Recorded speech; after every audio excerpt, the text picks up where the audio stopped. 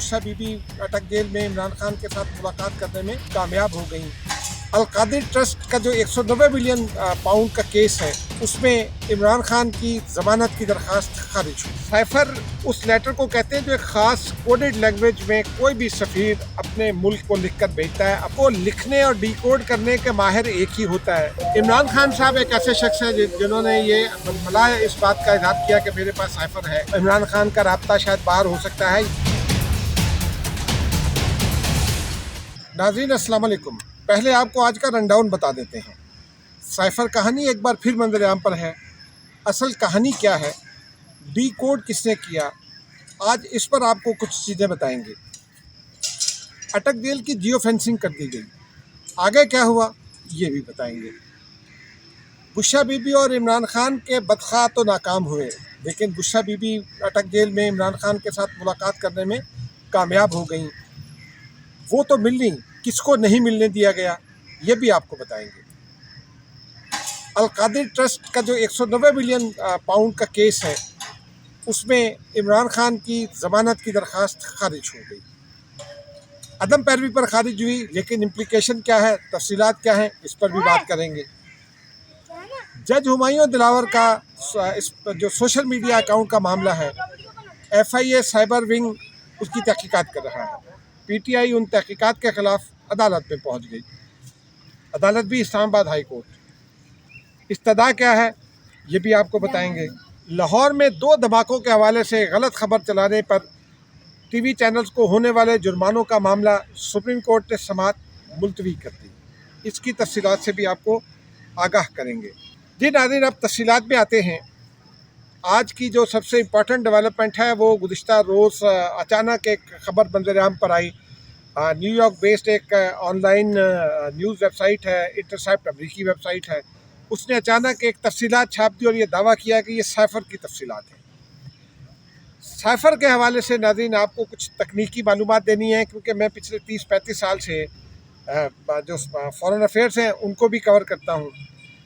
Cipher उस letter को कहते हैं जो एक ख़ास कोडेड लैंग्वेज में कोई भी सफ़ीर अपने मुल्क को लिखकर भेजता है, अपने दफ्तर ख़ारजा को लिखकर भेजता है। नॉर्मल साइफर की तो कॉपियाँ 2-3-5 जगहों पर आती हैं, लेकिन अगर कोई ख़ास साइफर हो तो उसकी कॉपी सिर्फ उन जगहों पर पहुंचती है जिनको सफ़ीर ने मेंशन किया हो। जिस साइफर का ये तस्करा है, ये अमरीकी जो ग्रेड 19-20 के अफसर थे, डोनाल्ड लू, उनके हवाले से है कि जी उन्होंने सफ़ीर पाकिस्तान से मुलाकात की। असद मजीद खान साहब जो अब सेक्रेटरी खारजा हैं और 15 को रिटायर हो रहे हैं, उनसे मुलाकात की और धमकी दी और फिर उन्होंने इमरान खान की हुकूमत तब्दील करा दी और ब्ला ब्ला ब्ला। इस हवाले से और फिर इमरान खान साहब ने वो साइफर लहराया। ये साइफर जो है ये बड़ा एक क्रिटिकल मामला होता है। ये ख़ास लैंग्वेज में लिखा जाता है जिसे कोडेड लैंग्वेज कहा जाता है। इसको लिखने और डिकोड करने के माहिर एक ही होता है, यानी एक सफारत खाने में जो साइफर असिस्टेंट है वो सफ़ीर साहब उसको नोट्स देते हैं, जैसे स्टेनोटाइपिस्ट को दिए जाते हैं, तो वो उसको अपनी लैंग्वेज में लिखता है, फिर वो उसको कोडेड लैंग्वेज में लिख कर मुताल्लिका जो दारुल हुकूमत होता है, किसी भी मुल्क के सफ़ीर के बारे में ये बात हो रही है। और हर मुल्क के अपने ख़ास कोड्स होते हैं। वो कोड्स कुछ अर्से तक रहते हैं, क्योंकि जहाँ जब वो लोग तब्दील होते हैं जो साइफर विंग में होते हैं, उनके किसी और डिपार्टमेंट में ट्रांसफ़र नहीं होते। जब वो अपने घरों को चले जाते हैं ऑलमोस्ट एक साथ आते हैं और एक साथ चले जाते हैं। जब वो अपने घरों को चले जाते हैं तो फिर कुछ कोड्स में कुछ तब्दीली कर ली जाती है। तो उसको यानी इसका मतलब ये हुआ कि जो साइफर है उसको ट्रांसलेट करना है, उसको डिकोड करना है, वो कोई ख़ास किस्म का माहिर कर सकता है। तो अब या तो ये तहकीकात, और मेरी इतला ये है कि इस हवाले से तहकीकात शुरू कर दी गई हैं कि असल मामला क्या है, क्योंकि अमरीकी तर्जुमान ने तो ये कहा है कि ये साइफर जो है वो अगर असल भी है तो उनका ये कहना है कि जो स्टोरी है वो डॉन जो अखबार है उसमें अनवर इकबाल साहब की एक स्टोरी थी जब साइफर का मामला सामने आया था, मुझे याद है शायद 28 फरवरी को, तो उसके करीब तर है। अनवर इकबाल साहब का ये कहना था कि वो जो गुफ्तगू हुई थी उस स्टोरी में, अनवर इकबाल साहब का कहना था, हमारे दोस्त हैं वाशिंगटन में डॉन के कॉरेस्पॉन्डेंट हैं, उनका ये कहना था कि उसके प्रॉपर नोट्स लिए गए थे। अब वो नोट्स में, और उनका भी यही कहना था कि धमकी नहीं दी गई, उस वक्त उनका यही कहना था। अब इस एक बार फिर यह चूँकि आया है और जो है वो न्यूयॉर्क टाइम्स से वाबस्ता कुछ लोगों ने इसको रीट्वीट किया है और फिर साथ ये दावा किया है कि ये कोई सियासी सोर्स नहीं है, पाकिस्तान मिलिट्री का सोर्स है। अब नाज़रीन, पाकिस्तानी फ़ौज का भी फ़र्ज़ कीजिए अगर सोर्स हो तो वो डी कोड नहीं कर सकता। इशारा दिया जा रहा है शायद जनरल फैज़ की जानिब हो सकता है उनके पास हो साइफर की कॉपी, लेकिन इमरान खान साहब एक ऐसे शख्स है जिन्होंने ये बरमला इस बात का इजहार किया कि मेरे पास साइफर है की कॉपी थी, फिर उन्होंने एक वो कॉपी लहराई भी, एक स्टैंप लगी, यानी वो सील्ड कॉपी जिसके ऊपर सुर्ख रंग की सील थी, वो 9 अप्रैल को गुज़िश्ता साल जब हुकूमत ख़त्म हुई 2022 में, उस वक्त उन्होंने माफ़ कीजिएगा 2021 में, तो उस वक्त उन्होंने यानी जो है साहब कासिम सूरी साहब डिप्टी स्पीकर, उन्होंने वो कॉपी ऐवान में भी लहराई। उसके बाद इमरान खान साहब कहते हैं कि वो गुम हो गया। मुझे उन्होंने कहा कि उनका ये कहना था कि मुझे कॉपी दी गई थी। आजम खान ने भी इस बात को नैप में जो अपना बयान रिकॉर्ड कराया उसमें भी बताया। उसके बाद उन्होंने मजिस्ट्रेट रजा अव्वल के पास जो बयान रिकॉर्ड कराया उसमें भी उन्होंने इस पर बात की और खुलकर तफसील के साथ बताया कि क्या हुआ था मीटिंग में, क्या नहीं हुआ था। और उसके बाद उन्होंने ये बताया कि वो कॉपी इमरान खान साहब को दी गई थी और इमरान खान साहब से जब वापस मांगी गई तो उन्होंने कहा ये गुम हो गई है। यही बात इमरान खान ने भी कही कि गुम हो गई है, और इमरान खान ने बहुत लाइटली कहा। अब नाज़रीन, इसकी इम्प्लीकेशन ये है कि अमरीकी तर्जुमान का तो ये कहना है कि ये डॉन स्टोरी के से बहुत करीब तर है और इससे कहीं साबित नहीं होता, लेकिन असल जो कहानी है वो ये है कि साइफर को डिकोड किसने किया, इस बात की तहकीकात हो रही हैं और खुरा इमरान खान ही की जानिब जाएगा। बिलाखिर ये फिल्म इमरान खान साहब के गले पड़ सकती है, क्योंकि ऑफिशियल सीक्रेट एक्ट मौजूद है, उसकी खिलाफ वर्जी हुई है। उसका एक तरमीमी बिल भी मंजूर हुआ है जिसका मकसद सज़ाओं को मज़ीद सख्त करना था और मामला को मज़ीद जो है वो जो भी रेलिवेंट मामला हो उनमें कानून की गिरफ्त को मज़ीद मजबूत करना था, ऑफिशियल सीक्रेट एक्ट की गिरफ्त को। वो आज उसका आखिरी दिन था, 1 अगस्त को वो भेजा गया था कौमी असम्बली की जानिब से सदर मुमलिकत को। सदर ने उसके ऊपर दस्तखत नहीं किए। अब देखें क्या होता है, सदर कब दस्तखत करते हैं। अगर आज ना किए तो कौमी असम्बली को वापस आ जाएगा, फिर हम उसकी आपको लीगल पोजीशन बताएंगे कि क्या है, क्योंकि दोबारा भेजने की सूरत में वो इन इफेक्ट आएगा। अब दोबारा कौन भेजेगा, कैसे भेजा जाएगा, असम्बली के खात्मे के बाद क्या ये भेजना मुमकिन है, इस पर हम कल आपसे बात करेंगे। नाज़रीन, अब बस इसमें असल खबर यह है कि डिकोड किसने किया उसकी तहकीकात हो रही है और तहकीकात होनी भी चाहिए, क्योंकि ये पाकिस्तान के सफारती मामलात और पाकिस्तान की जो इंतहाई सीक्रेट मामलात हैं उनके तहफ़्फ़ुज़ का मामला है। बतौर रियासत पाकिस्तान के लिए ये बहुत संजीदा मामला है। और फिर उसमें ख़ुद जो कहने वाले हैं वो भी ये कह रहे हैं कि वो सोर्स को आइडेंटिफाई नहीं कर पा रहे हैं और इस बात को भी आइडेंटिफाई नहीं कर पा रहे हैं कि ये कोई बहुत एक्चुअल साइफर है। जो उसकी ट्रांसलेशन है उसके ऊपर कम से कम मैं तो एतबार नहीं कर सकता, क्योंकि जिसकी भी अच्छी अंग्रेज़ी है वो अगर उसको लिखना आता है तो वो कोई भी कहानी घट सकता है। और जाहिर सी बात है, स्टोरी अगर अंग्रेज़ की अच्छी नहीं होगी अंग्रेज़ी तो फिर किसकी अच्छी होगी। बहरहाल नाज़रीन, अब आते हैं अगली खबर की जानिब। अटक जेल की जियो फेंसिंग कर दी गई। उसमें कुछ ऐसी खबरें आ रही थी कि जो कैदी हैं वो कुछ मोबाइल इस्तेमाल कर रहे हैं। इमरान खान का राब्ता शायद बाहर हो सकता है या वो कैदियों का राब्ता बाहर हो रहा है और इमरान खान को वहाँ रखना जो है वो सिक्योरिटी के लिए भी उनकी सिक्योरिटी के लिए भी इस किस्म के जो है जो एक्सेस है कैदियों का उसको रोकना था। तो उसकी मुकम्मल जियो फेंसिंग कर दी गई है और जियो फेंसिंग से ये इल्म हो जाएगा कि किसने कब क्या मैसेज किया या मैसेज किया, फिर उसकी तहकीकात हो जाएगी और उसकी तह तक पहुँचा जाएगा। अदालती जो वो बाकी जगह जो जेल अमला है उसके मोबाइल के इस्तेमाल पर तो पाबंदी नहीं है, लेकिन व्हाट्सएप इस्तेमाल पर पाबंदी ऐड कर दी गई है, क्योंकि व्हाट्सएप मैसेज जो है एंड टू एंड जो है वो एनक्रिप्टेड होता है।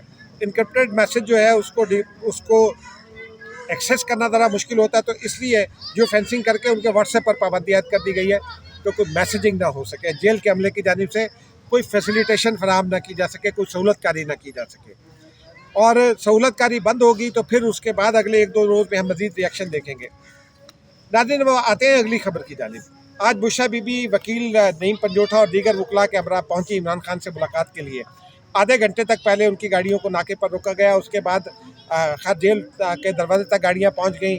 जेल के दरवाजे से बुशरा बीबी को इस जेल की गाड़ी में, अच्छी गाड़ी थी, उसमें इमरान खान से मुलाकात के लिए ले जाया गया। इत्तलात यह है कि उन्होंने आधे घंटे तक मुलाकात की। इसमें नाज़रीन एक पहलू इसका यह है, जब से इमरान खान अटक जेल में गए हैं या गिरफ्तार हुए हैं, उस वक्त से कुछ दोस्तों की ये कोशिश है कि वो एक ये फैला रहे हैं, खबर फैलाने की कोशिश कर रहे हैं कि शायद बुशरा बीबी तलाक मांग रही हैं। ऐसा बिल्कुल नहीं है। बुशरा बीबी मियाँ बीवी का ताल्लुक है, कभी लड़ाई भी हो जाती है, कभी ताल्लुक ख़राब भी हो जाता है, कभी अच्छा भी हो जाता है, लेकिन आज ये मुलाकात इस बात को ज़ाहिर करती है कि बुशरा बीबी इमरान खान के साथ है और वो मुलाकात इसीलिए करके आई और इमरान खान के वकला के साथ मुलाकात करने के लिए गई। वकला की मुलाकात आज फिर नहीं हो सकी क्योंकि इस्लामाबाद हाई कोर्ट का ये डिसीजन था कि आप हमें नाम दें, फिर वो दिन मुकर्रर करेंगे तो उससे मुलाकात हो सकती है। वकला का आज दिन भी नहीं था, इसलिए उनकी मुलाकात नहीं हो सकी। नईम हैदर पंजोठा अलबत्ता ये कहते हैं कि भाईजान हमें तो साइन कराने थे कुछ वकालतनामे, तो वकालतनामे तो पहले और नो ऑब्जेक्शन सर्टिफिकेट्स वगैरह जो भी करने होते हैं, तो वो वकालतनामे कितने साइन कराएंगे, वो तो पहले भी साइन हो चुके हैं। और बहरहाल अब वो मुलाकात हो गई है, उस मुलाकात में क्या रहा ये बुशरा बीबी जानती हैं या खान साहब जानते हैं। जब ये बात सामने आएगी, दोनों जानिब से ही कहीं से सामने आएगी, तो फिर बात करेंगे अगली। इसी से जुड़ी नाज़रीन एक और ख़बर है कि माफ़ कीजिएगा, तोशा खाना केस में जिसमें सज़ा सुनाई गई, उसके जज हुमायूं दिलावर के फेसबुक अकाउंट का मामला उठाया था ख्वाजा हारिस ने और नईम हैदर पंजोठा ने उनकी अदालत में। उन्होंने FIA को ख़त लिख दिया था, FIA ने एक रिपोर्ट दे दी थी, उसके बाद उसकी तहक़ीक़ात शुरू हो गई। नईम हैदर पंजोठा के हवाले से ये था कि शायद वो मुलव्वस हों, तो उनसे 8 घंटे तहक़ीक़ात की गई। ख्वाजा हारिस को भी बुलाया गया था, गुज़िश्ता रोज़ वो ग़ालिबन पेश भी हो गए थे। अब आज PTI ने एक दरख्वास्त दायर कर दी है। ये दरख्वास्त इमरान खान की जानिब से, जो चेयरमैन PTI है, उनकी जानिब से दायर की गई है और उन्होंने ये कहा है कि मेरे वकला को हिरासा किया जा रहा है, अदालत उनको हिरासा करने से रोके और उनसे तहक़ीक़ात क्यों हो रही हैं। मकसद ये है कि जो तहक़ीक़ात इमरान खान या उनके वकला से हो रही हैं, उनको रुकवाया जाए। अब ये दरख्वास्त आई है, अब इस पर नंबर लगेगा, डायरी नंबर लगेगा, फिर के समाअत के लिए मुकर्रर होगी, फिर उसके बाद मामला होगा, अदालती हुक्म उसके बाद आएगा, फिर देखते हैं क्या होता है। उस वक्त तक के लिए इसके ऊपर मज़ीद कोई बात कहना ज़रा मुश्किल है। अगली खबर नाज़रीन इससे भी इम्पॉर्टेंट है कि 190 मिलियन का जो अलकादी ट्रस्ट केस है, 190 मिलियन पाउंड का, जिसमें मलिक रियाज को रकम दे दी गई थी लंदन से आने वाली, उस केस में एक तो अलकादी ट्रस्ट की रजिस्ट्रेशन का केस इस्लामाबाद हाई कोर्ट में, वो भी आज समाअत में नहीं आ सका, मुलतवी हो गया। लेकिन उस केस में जो एहतसाब के जज मोहम्मद बशीर, उनकी अदालत में एक दरख्वास्त से ज़मानत थी। वहाँ PTI के वकला ने ये मौक़िफ़ इख्तियार किया कि इमरान खान को जेल में है और उनकी सज़ा मुअत्तली की दरख्वास्त वहाँ मौजूद है और वो किसी वक्त भी फैसला हो जाएगा। जो प्रोसिक्यूटर है, उनका ये कहना था कि इमरान खान 3 साल के लिए जेल गए हैं और उसके बाद मामला सामने आएंगे, देखते हैं क्या होता है। तो अदालत ने यह करार दिया है कि इस स्टेज पर अल्तवा दिया जा सकता है, मामूली सा कुछ दिन का, लेकिन हतमी फ़ैसला नहीं दिया जा सकता, इसलिए दरख्वास्त अदम पैरवी पर खारिज कर दी गई है। नाज़रीन अब आते हैं अपनी आखिरी खबर की जानिब। आपको याद होगा 2019 में लाहौर में 2 धमाकों की खबरें TV चैनल्स ने चलाई। उसके ऊपर पैमरा ने 28 TV चैनल्स को 10-10 लाख रुपये जुर्माना किया था और ये फ़ेक न्यूज़ थी। फ़ेक न्यूज़ का शाखसाना है। अभी भी फ़ेक न्यूज़ का एक बड़ा इशू है। मोहसिन बेग पर फ़ेक न्यूज़ का केस हुआ था, उनको गिरफ़्तार किया गया था PICA एक्ट के तहत। फवाद चौधरी फ़ेक न्यूज़ को ख़त्म करने के बड़े हामी थे जब वो PTI में थे, अब वो उसके हक़ में हैं। लेकिन फ़ेक न्यूज़ फैलाई जाती हैं। अब भी चंद एंकर्स से जो सहाफ़ियों के हुकूक़ का बिल था, पैमरा तरमीमी बिल, वो रोका था, लेकिन उसको जो है वो पैमरा तरमीमी बिल में यही मौक़िफ़ था कि जी फ़ेक न्यूज़ पर हमें एंकर्स को ये कबूल नहीं है बिल। बहरहाल वो बिल मंजूर हो गया। अब फ़ेक न्यूज़ के हवाले से ये इंपॉर्टेंट खबर है नाज़रीन कि आज वो मामला आया, चैनल्स ने पैमरा के 10-10 लाख रुपए के उसके फ़ैसले को चैलेंज किया था जुर्माने के, वो समाअत गैर मुअय्यना मुद्दत तक मुलतवी हो गई है। नाज़रीन अब आपको आखिर में एक और छोटी सी खबर सुनाते हैं। ऑफिशियल सीक्रेट एक्ट और आर्मी एक्ट में तरमीम की गई थी। 1 अगस्त को सदर मुमलिकत को भेजा गया था कौमी असम्बली की जानिब से, और वो जैसा कि हमने आपको पहले भी बताया, ये इम्पॉर्टेंट खबर है, इसके ऊपर नज़र रखिए। फिर हम मिलते हैं अगले वीडियो में आपसे। खुदा हाफ़िज़।